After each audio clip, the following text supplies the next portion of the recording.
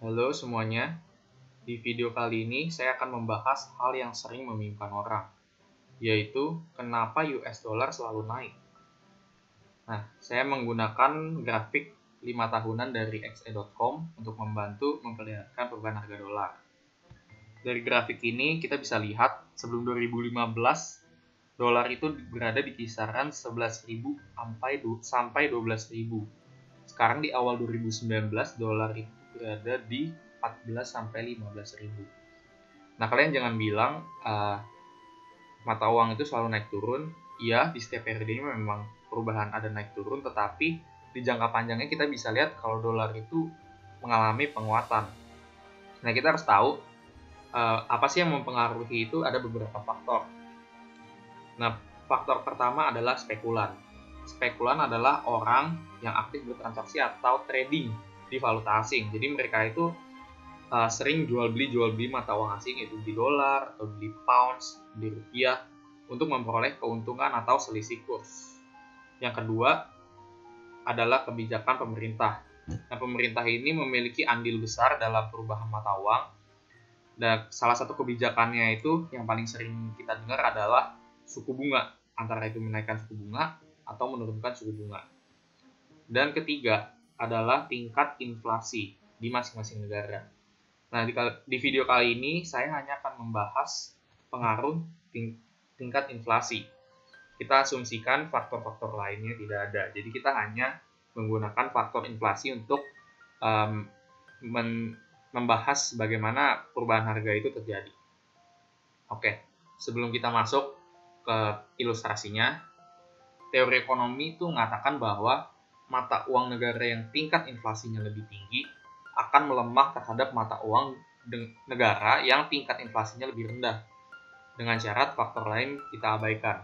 Jadi faktor-faktor seperti spekulan, seperti tingkat suku bunga, untuk pembahasan kali ini kita abaikan dulu untuk mempermudah dan kita bisa melihat jelas kenapa inflasi itu sangat mempengaruhi perubahan nilai tukar.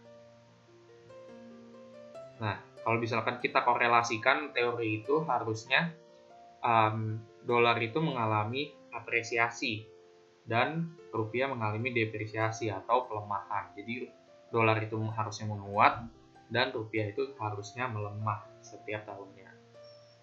Ilustrasinya seperti ini. Misalkan Andi membeli 1 kg cabai di tahun 2018 dengan harga 10.000. Kemudian setahun berganti, inflasi Indonesia tercatat misalkan sebesar 4%. Jadi harga cabai itu naik menjadi 10.400 per kilogramnya. Lalu masuk ke ilustrasi kedua. Jika pada tahun 2018 harga cabai adalah 1 US dollar atau 10.000 rupiah, jadi kita anggap aja 1 US dollar itu 10.000 rupiah. Dan tercatat Amerika memiliki inflasi sebesar 2%.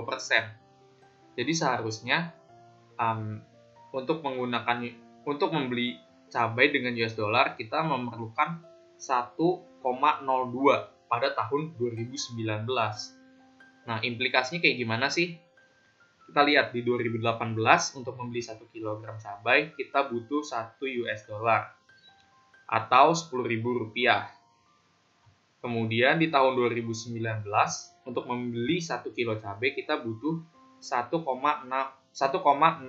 US dollar atau 10.400. Udah saya kalkulasiin sebelumnya.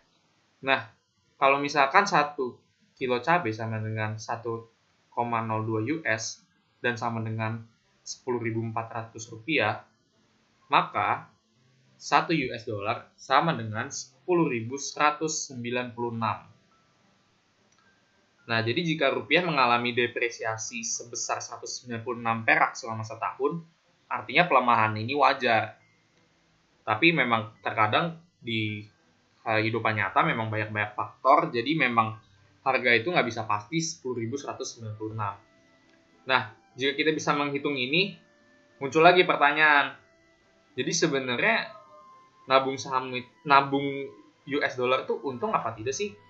Nah, jawabannya bisa ya, bisa enggak. Mengacu pada ilustrasi barusan, menabung US dollar tuh hanya bisa untung jika pelemahan rupiahnya melebihi titik 10.196.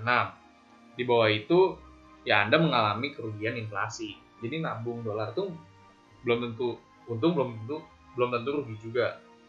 Nah, sepertinya sudah cukup untuk video kali ini. Jangan lupa klik tombol like dan subscribe untuk mendukung channel ini. Terima kasih.